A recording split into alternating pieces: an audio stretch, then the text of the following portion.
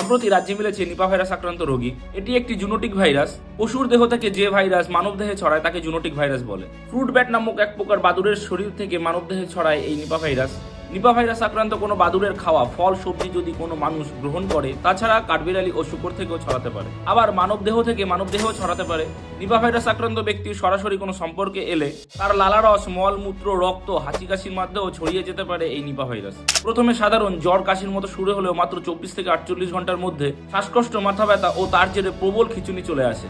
এই ভাইরাসে আক্রান্তদের মৃত্যুর হার 40 থেকে 75%। আরটিপিসিআর পরীক্ষার মাধ্যমে এই সংক্রমণ চিহ্নিত করা সম্ভব। রাজ্যের সমস্ত মেডিকেল কলেজ, হাসপাতালে এই সুবিধা রয়েছে। এই ভাইরাসের নির্দিষ্ট কোনো টিকা এখনো বেরায়নি। যেহেতু বাদুড়ের থেকে ছড়ায় এই ভাইরাস, তাই বাদুড়ে খাওয়া কোনো ফল সবজি খাওয়া যাবে না।